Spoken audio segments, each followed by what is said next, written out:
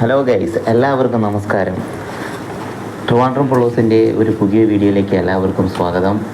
ഞാനിന്ന് നിങ്ങളുടെ മുന്നിൽ എത്തിക്കുന്നത് 3-ാം തീയതി ട്രിവാൻഡ്രം ശംഖുമുഖത്ത് അരങ്ങേറിയ എയർ ഷോയുടെ വിവിധ ദൃശ്യങ്ങളാണ്. വിവിധ ഭാഗങ്ങളിൽ നിന്ന് ഒട്ടനവധി ആൾക്കാർ നിയന്ത്രണാതീതമായിട്ടുള്ള കുത്തൊഴുക്കാണ് ശംഖുമുഖത്ത് കാണാൻ സാധിച്ചത്. അത്രത്തോളം വലിയൊരു ക്രൗഡായിരുന്നു ട്രിവാൻഡ്രത്ത് നമ്മൾ അനുഭവിച്ചറിഞ്ഞത്.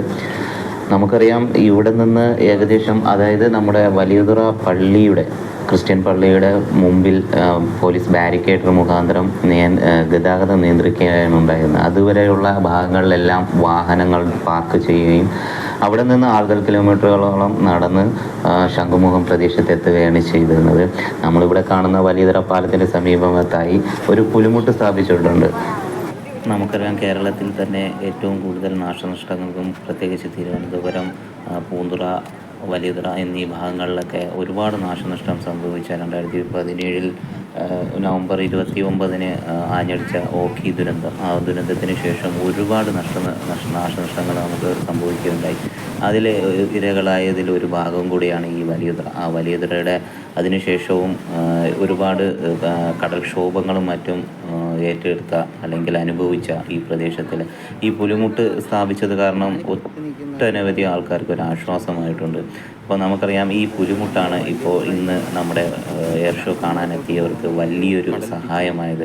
കാരണം എന്താണെന്ന് വെച്ചാൽ കടലിൻ്റെ ആ ഒരു ശക്തമായ തിരകളെ അതിജീവിച്ച് ആ കടലിൽ നിന്നുകൊണ്ട് തന്നെ ആ എയർ ഷോ വീക്ഷിക്കാനും അവിടെ ഇരുന്നു കൊണ്ട് ആ കാറ്റും മറ്റു കാര്യങ്ങളൊക്കെ ആസ്വദിക്കാനും പറ്റിയതിൽ ഈ പുലിമുട്ടിന് ഒരു വലിയ അവിഭാജ്യ ഘടകമായി തന്നെ നിലനിന്നത് കൊണ്ട് വളരെ ഉപകാരമായിരുന്നു. നമ്മൾ ഈ കാണുന്നത്, എനിക്ക് തോന്നുന്നത് അതൊരു വിക്രാന്ത് എന്ന പേരിൽ അറിയപ്പെടുന്ന ഒരു കപ്പലാണെന്നാണ്. വിക്രാന്ത് എന്ന് കേൾക്കുമ്പോൾ നമുക്കൊക്കെ സാധാരണയായി നമ്മുടെ മനസ്സിൽ ഓടിയെത്തുന്നത് ബജാജ് ഓട്ടോമൊബൈൽസ് നിർമ്മിച്ച ഒരു വിക്രാന്ത് എന്ന ബൈക്കായിരിക്കും. പക്ഷേ ആ വിക്രാന്തിന്, ആ ബൈക്കിന് ആ ഒരു പേര് വരാനുള്ള കാരണം കാലഹരണപ്പെട്ടു പോയ വിക്രാന്ത് എന്ന യുദ്ധ കപ്പലിൻ്റെ ലോഹഭാഗങ്ങൾ ഉപയോഗിച്ച് ഈ വിക്രാന്ത് എന്ന ബൈക്കിൻ്റെ ടാങ്ക് നിർമ്മിച്ചിട്ടുണ്ടായിരുന്നു. അത് കാരണമായി ആ ബജാജ് ബൈക്കിന് വിക്രാന്ത് എന്ന പേരും കൊടുത്തിട്ടുണ്ട്. അപ്പോൾ നമ്മുടെ വിഷയം അതല്ല. വിക്രാന്തിനെ കുറിച്ച് പറയുകയാണെങ്കിൽ അത് നമ്മുടെ ഇന്ത്യ തന്നെ നിർമ്മിച്ച ഏറ്റവും അതിശക്തിയുമായിട്ടുള്ള ഒരു കപ്പൽ തന്നെയാണ്. കാരണം എന്താ വെച്ചാൽ നമ്മുടെ കൊച്ചിൻ ഷിപ്പ് യാർഡിലാണെന്നുകൊണ്ടാണ് നിർമ്മിച്ചതെന്നാണ് എനിക്ക് അറിയാൻ കഴിഞ്ഞത്. ഏകദേശം 40 ടണ്ണോളം, അതിന് 40,000 ടണ്ണോളം, അതായത് 40,000 ടണ്ണോളം അതിന് ഭാരമുണ്ടെന്നറിയപ്പെട്ടു. അപ്പോൾ ഈ 262 മീറ്ററോളം ഇതിന് നീളമുണ്ട് കേട്ടോ. അതിൽ 62 മീറ്ററോളം വീതിയും വരുന്നുണ്ട്. ഏകദേശം ഒരു 1400ഓളം ആളുകൾക്ക് ഇതിന് സുഖമായിട്ട് താമസിക്കാൻ ഇതിനുള്ള സൗകര്യങ്ങളൊക്കെ ആ ഒരു എന്താ പറയുക കപ്പലിൽ സജ്ജീകരിച്ചിട്ടുണ്ട്. ഒരു ചെറിയ നഗരം എന്നാണെങ്കിൽ പറയാം. കാരണം വെച്ചാൽ MiG-29 എന്ന വിമാനങ്ങളും അതുപോലെ തന്നെ ഹെലികോപ്റ്ററുകളും മറ്റു കാര്യങ്ങളൊക്കെ വഹിച്ചുകൊണ്ട് പിന്നെ ഈ യുദ്ധങ്ങൾക്കും മറ്റും പങ്കെടുക്കാൻ ഈ കപ്പൽ സാധിച്ചിട്ടുണ്ട്. പിന്നെ അതേപോലെ കമോവ് K-31 ഹെലികോപ്റ്ററുകൾ, അങ്ങനെ ഏകദേശം 40ഓളം വിമാനങ്ങൾ ഇതിനെ വഹിക്കാൻ പറ്റുന്നുണ്ട് ഈ വിക്രാന്തിന്. അതിന് ആകാശത്തിൻ്റെ എന്തെങ്കിലും ശത്രുക്കളുടെ സാന്നിധ്യങ്ങളോ മറ്റോ ഉണ്ടാക്കുകയാണെങ്കിൽ അതിനെ തകർക്കാനുള്ള ബരാക്ക് എന്ന് പറഞ്ഞ മിസൈലുകളൊക്കെ ഈ വിക്രാന്തിൽ സജ്ജീകരിച്ചിട്ടുണ്ടായിരുന്നു. ചുരുക്കാൻ പറയുകയാണെങ്കിൽ ഒരു അത്യാധുനിക സൗകര്യങ്ങളോടുകൂടി ഒരു ഒഴുകുന്ന സൈനിക കേന്ദ്രമായിട്ടെന്നൊക്കെ ആണെങ്കിൽ നമുക്ക് വിക്രാന്തിനെ പറയാം. അപ്പോൾ ഇന്ത്യൻ നാവികസേനയുടെ അല്ലെങ്കിൽ ഇന്ത്യക്കാരുടെ രോമാഞ്ചമായിട്ടുള്ള INS വിക്രാന്ത് ഈ എയർ ഷോയുടെ ഒരു മുഖ്യ അതിഥിയാണെന്ന് തന്നെ പറയാം. ഒരു സമയത്ത് ഓഖി കടൽക്ഷോഭം നടന്നിരിക്കുന്നത് വലിയൊരു ഭാഗത്ത് തന്നെ കടൽക്ഷോഭങ്ങളുടെ ബാക്കി പത്രങ്ങളാണ്. ഓഖി അതുപോലുള്ള വലിയ വലിയ കടൽക്ഷോഭങ്ങളുടെയൊക്കെ ഫലമായുണ്ടായ ബാക്കി വീടുകളുടെ നാശനഷ്ടങ്ങളുടെ ബാക്കി പത്രങ്ങളാണ് ഈ കണ്ടുകൊണ്ടിരിക്കുന്നത്. നമുക്കറിയാൻ പറ്റും, ഇവിടെ നിന്ന് തന്നെ ഇപ്പോൾ അവിടെ താമസിച്ചുകൊണ്ടിരിക്കുന്ന തദ്ദേശവാസികൾ സ്വന്തം വീടിൻ്റെ മുകളിൽ നിന്ന് വരെ ഈ എയർ ഷോ വീക്ഷിക്കാൻ തയ്യാറായിട്ട് നിൽക്കുന്ന രംഗങ്ങളാണ്. നമ്മൾ ആ ദൂരത്ത് നിന്ന് തന്നെ വലിയതുറ പാലത്തിൻ്റെ ബാക്കി ഗൈസ്, നമ്മൾ ഇവിടെ നിന്ന് ഒത്തിരി നടക്കേണ്ടി വരും ശംഖുമുഖത്തോട്ട് എത്താൻ തന്നെ. അപ്പോൾ നമുക്ക് ഇവിടെ ഈ കാണുന്നത് ഒക്കെ ഈ കടൽക്ഷോഭങ്ങളുടെ ബാക്കി പത്രങ്ങളാണ്. നമ്മൾ ഈ കടലിൽ നിന്ന് ഏകദേശം ഈ പുലിമുട്ട് സ്ഥാപിച്ചത് തന്നെ അവിടെയും വീടുകൾ ഉണ്ടായിരുന്നതെന്ന് കേൾക്കുമ്പോൾ തന്നെ നമുക്ക് വളരെയധികം സങ്കടം ഉരുവാക്കുന്നതാണ്. കാരണം വെച്ചാൽ ഈ ഇപ്പോൾ ഉള്ള വീടിൽ നിന്ന് ഏകദേശം 2-3 വീടുകൾ കടലിലോട്ട് ഇറങ്ങി നിൽക്കുന്ന രീതിയിലുള്ള കരപ്രദേശങ്ങളായിരുന്നു. അപ്പോൾ നമ്മുടെ ഈ സീസൺ മാറി വരുന്ന കടൽക്ഷോഭങ്ങളും മാത്രമല്ല കടലിൻ്റെ കടന്നുകയറ്റങ്ങളൊക്കെ കാരണം ഇവിടുന്ന് ഒരുപാട് ആൾക്കാർ സ്വന്തം നാടും വീടും ഒക്കെ വിറ്റും ഒക്കെ ഒരുപാട് സ്ഥലങ്ങളിലേക്ക് പലായനം ചെയ്യപ്പെട്ടു എന്നാണ് അറിയാൻ കഴിഞ്ഞത്. അപ്പം നമുക്ക് ഇവിടെ നിന്ന് തന്നെ കാണാൻ പറ്റും കടലോര പ്രദേശങ്ങളിൽ നിന്ന് ആൾക്കാർ ആ പുലിമുട്ടിനെ എങ്ങനെ ഉപയോഗിച്ചിരിക്കുന്നു എന്ന് തന്നെ. ആൾക്കാർ ആ ഒരു വെയിലിൻ്റെ ചൂടും വകവയ്ക്കാതെ കടൽ പ്രദേശങ്ങളിലൂടെ കാഴ്ചകളും മറ്റു കാര്യങ്ങളൊക്കെ കണ്ടുകൊണ്ട് പ്രായഭേദമന്യേ കുട്ടികളാണ് ഇത് കാണാൻ രക്ഷിതാക്കളെ തന്നെ കൂടുതൽ പ്രചോദനം നൽകിയത്. മാത്രമല്ല ഇത് കൊച്ചു തോപ്പം വയസ്സായ ആൾക്കാർക്ക് ജീവിതത്തിൽ ഒരിക്കലെങ്കിലും ഈ എയർ ഷോ കാണണം എന്നുള്ള ഒരു എന്താ പറയുക ഒരു ആഗ്രഹവും അവരെ ഇവിടെ എത്തിച്ചിട്ടുണ്ട്. അപ്പോൾ നമുക്കിവിടെ കാണാൻ പറ്റും ചെറു ഊടുവഴികളിലൂടെ കടൽ പ്രദേശങ്ങളിൽ എത്തുന്ന ആൾക്കാരെയും കടൽ പ്രദേശത്തെത്തി പുലിമുട്ടുകളിൽ ഇരുന്ന് നേരത്തെ തന്നെ എയർ ഷോ കാണാൻ തയ്യാറായി ഇരിക്കുന്ന രംഗങ്ങളൊക്കെയാണ് നമുക്കറിയാൻ പറ്റും. ഇവിടുത്തെ തദ്ദേശവാസികൾ അവരെ ഒന്നും ശല്യം ചെയ്യാതെ തന്നെ ദൂരദേശങ്ങളിൽ നിന്നെത്തിയ ആൾക്കാർ അവരുടേതായിട്ടുള്ള സാന്നിധ്യം ഇവിടെ നിലനിർത്തുന്നുണ്ട്. മാത്രമല്ല ഈ കുട്ടികൾ വളരെ സേഫായി തന്നെ രക്ഷാകർത്താക്കൾ പരിപാലിച്ച് ഈ പുലിമുട്ടുകളിലൂടെ നടന്നു പോകുന്നുണ്ട്. പുലിമുട്ടിൽ എത്തിക്കഴിഞ്ഞാൽ അവിടെ മാക്സിമം ഇരിക്കാനാണ് ശ്രമിക്കാറുള്ളത്. കാരണം വെച്ചാൽ ഇതിലൂടെ നടക്കുന്നത് അതീവ അപകടം നിറഞ്ഞൊരു സംഭവമാണ്. ഇവിടെ കൂടുതലായും എത്തിച്ചേർന്നിട്ടുള്ള നമുക്കിവിടെ കാണാൻ പറ്റും തദ്ദേശവാസികളായിട്ടുള്ള കുഞ്ഞുങ്ങൾ സ്ഥിരമായി കളിക്കാൻ വരുന്ന സ്ഥലവും കൂടിയാണിത്. അപ്പോൾ അവരും അവരുടെ രക്ഷാകർത്താക്കളും മാത്രമല്ല ദൂരദേശങ്ങളിൽ നിന്ന് എത്തിയിട്ടുള്ള ആൾക്കാരും എല്ലാം ഇവിടെ ഇരുന്ന് എയർ ഷോ വീക്ഷിക്കാൻ തയ്യാറായിട്ട് നിൽക്കുന്ന രംഗങ്ങളൊക്കെയാണ് ഇതിൽ കാണിക്കുന്നത്. അപ്പോൾ വ്യോമസേനയുടെ അഭ്യാസ പ്രകടനത്തിൻ്റെ ആദ്യത്തെ ഐറ്റമാണ് ഈ കാണുന്നത്. ഏകദേശം 4:30 തുടങ്ങുന്ന ഒഫീഷ്യലായി അറിയിച്ചിരുന്ന ഈ പ്രകടനങ്ങൾ ഏകദേശം 5:20 ആരംഭിച്ചിരിക്കുന്നത്. ഇനി നമുക്ക് കുറച്ച് നേരം ഈ അഭ്യാസ പ്രകടനങ്ങൾ വീക്ഷിക്കാം.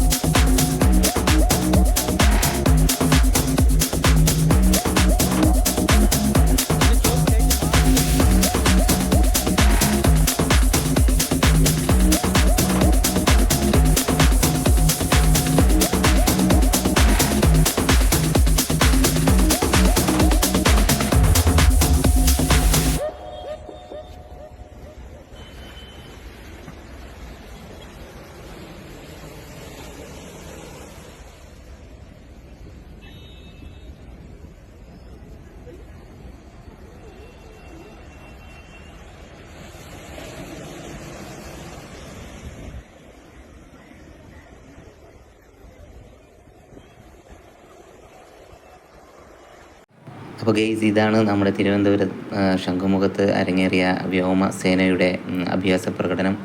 അപ്പോൾ അത് ഏകദേശം കഴിഞ്ഞു.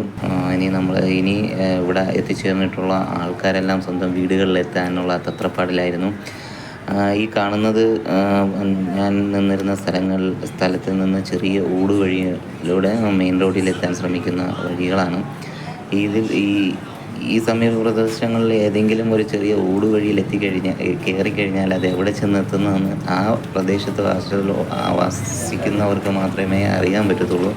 അപ്പോൾ ഒത്തിരി ഊടുവഴികളിലൂടെയൊക്കെ കയറി ഇറങ്ങി മെയിൻ റോഡിലൊക്കെ എത്തിയൊരു അനുഭവമാണ് ഉണ്ടായത്. അപ്പോൾ ഈ എയർ ഷോ കഴിഞ്ഞ് മടങ്ങുന്നവരുടെ ഒരു കൂട്ടമാണ്. കാരണം വെച്ചാൽ ഇവിടെ നേരത്തെ, അതായത് ഈ 2 മണിക്കും 1 മണി മുതലൊക്കെ വന്ന ആൾക്കാർ ടൂ വീലറും ഓട്ടോറിക്ഷയൊക്കെ കൊണ്ട് പാർക്ക് ചെയ്തിരുന്നത് ഈ പുലിമുട്ടിൻ്റെ ആ കടൽ ഭിത്തിയുടെ സമീപത്തായിരുന്നു. എന്നിട്ടാണ് അവർ ശംഖുമുഖത്തോട് നടന്നു പോയത്. പക്ഷേ ഇതിനകത്ത് എത്തിപ്പെട്ട വാഹനങ്ങൾ ഇനി വലിയതുറ ഭാഗങ്ങളിലോട്ട് പോകുമ്പോഴുണ്ടാകുന്ന ഗതാഗത കുരുക്കാണ് ഇതിൽ കാണിക്കുന്നത്.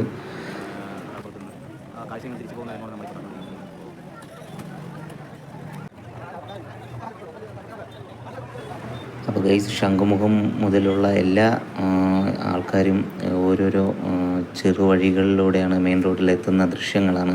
അതിലൊരു ചെറുവഴിയിലുള്ള ഗതാഗത കുരുക്കാണ് ഈ കാണുന്നത്. അതായത് മെയിൻ റോഡിലേക്ക് പോകുമ്പോൾ ആ മെയിൻ റോഡിലുള്ള ബ്ലോക്ക് കാരണം ഈ ചെറുവഴികളിൽ നിന്ന് മെയിൻ റോഡിലോട്ട് എത്താൻ പറ്റാത്ത വിഷമിക്കുന്ന യാത്രക്കാരും കാൽനടക്കാരും രംഗമാണ് ഈ കാണുന്നത്. നമുക്ക് ആ തിരക്കും അവിടെ എത്തിച്ചേർന്ന ആൾക്കാരും എത്രത്തോളം ഉണ്ടെന്ന് നമുക്ക് ഇതിൽ നിന്ന് തന്നെ വ്യക്തമാക്കാം. അപ്പോൾ ഞാൻ തിരഞ്ഞെടുത്തിരിക്കുന്നത് ആ മെയിൻ റോഡിൽ നിന്നെല്ലാം മാറി ചെറിയ ഊടുവഴികൾ കൂടിയാണ് ഞാൻ എൻ്റെ വണ്ടി വെച്ചിരുന്ന ഭാഗത്തോട്ട് എത്താൻ ശ്രമിക്കുന്നത്. അപ്പോൾ ഈ വഴി ചെന്ന് എവിടെ എത്തുന്നതെന്ന് പോലും യാതൊരു നിശ്ചയമില്ലാത്തൊരു പോക്കാണ്. അവിടങ്ങളിലുള്ള തദ്ദേശവാസികളോടൊക്കെ ചോദിച്ചാണ് മുന്നോട്ട് പോയിക്കൊണ്ടിരിക്കുന്നത്. അപ്പോൾ നമുക്കിവിടെ എത്താൻ സാധിച്ചത് ഒരു ചെറിയൊരു മെയിൻ റോഡിലോട്ട് എത്താൻ സാധിച്ചു. ഇനി ഈ വഴി ഏറ്റവും മെയിൻ റോഡിൽ എവിടെ എത്തുന്നുവെന്നും ഒരു നിശ്ചയമില്ല. അപ്പോൾ ആൾക്കാർ പോകുന്നത് നമുക്ക് കാണാതെ കടപ്പുറത്ത് നിന്ന് വരുന്ന ആൾക്കാരാണ് ഇതൊക്കെ. അപ്പോൾ ഇവർ തിരിച്ച് മെയിൻ റോഡിലോട്ട് പോകുന്ന ആ ഒരു സീനറിയാണ് നമുക്ക് നേരെ കാണാൻ പറ്റും. അപ്പോൾ ഇവിടെ സജ്ജീകരിച്ചിരിക്കുന്നതെന്ന് പറഞ്ഞാൽ ഏതെങ്കിലും ഒരു പൊതു മൈതാനമോ കളിസ്ഥലങ്ങളോ അല്ലെങ്കിൽ പള്ളി, ചർച്ച്, ഇങ്ങനെയുള്ള പ്രദേശങ്ങളിലെ തുറസായ സ്ഥലങ്ങൾ, ഈ സ്ഥലങ്ങളൊക്കെയാണ് പോലീസ് ഈ വാഹന പാർക്കിങ്ങിന് വേണ്ടിയിട്ട് നേരത്തെ സജ്ജീകരിച്ചിരുന്നത്. പക്ഷേ ഈ വാഹനങ്ങൾ ഇവിടെ പാർക്ക് ചെയ്തിരിക്കുന്ന വാഹന ഉടമകൾ ഈ വാഹനം എടുത്ത് മെയിൻ റോഡിലോട്ട് എത്തുന്ന കാര്യമാണ് ഇതിൽ നിന്നും വലിയ ടാസ്ക്കായിട്ടിരിക്കുന്നത്. അപ്പോൾ ഞാനിപ്പോൾ നടന്ന വഴി മെയിൻ റോഡിൽ എത്തുന്ന ഒരു സീനറിയാണ്. അപ്പോൾ നമുക്കിവിടെ കാണാൻ പറ്റും. നമുക്ക് ശംഖുമുഖത്തോട്ട് പോകുന്ന വഴിയാണിത്, മെയിൻ റോഡാണിത്. ആ റോഡിൽ നേവി ഉദ്യോഗസ്ഥരൊക്കെ വന്ന വാഹനങ്ങളാണ് ഒരു സൈഡിൽ ഇങ്ങനെ ക്യൂ പാലിച്ചുകൊണ്ട് മുന്നോട്ട് പതുക്കെ നീങ്ങുന്നത്. പക്ഷേ ശംഖുമുഖത്ത് നിന്ന് വലിയതുറയിലോട്ട് പോകുന്ന ആ ഒരു റോഡാണ് ഈ ഞാൻ നടന്നു പോയിക്കൊണ്ടിരിക്കുന്നത്. അപ്പോൾ ഒരു വൺ വേ ഒരു അല്പം സ്പേസ് ഉണ്ടെങ്കിലും കുറച്ചുകൂടെ മുന്നോട്ട് ചെല്ലുമ്പോൾ തന്നെ നല്ല രീതിയിലുള്ള ബ്ലോക്ക് അനുഭവപ്പെടുന്നുണ്ട്. അപ്പോൾ ഈ ശംഖുമുഖത്തോട്ട് പോകുന്ന യാത്രക്കാരൊക്കെ വളരെ ദുരിതം അനുഭവിക്കുന്ന കാരണം എന്താ വെച്ചാൽ ഈ ശംഖുമുഖം കഴിഞ്ഞ് വെട്ടുകാട്, വേളി, പെരുമാതുറ അങ്ങനെയുള്ള സ്ഥലങ്ങളിലോട്ട് പോകുന്ന വണ്ടികളൊക്കെയാണ് എൻ്റെ വലതുവശത്ത് ഇങ്ങനെ പതുക്കെ നീങ്ങുന്നത്.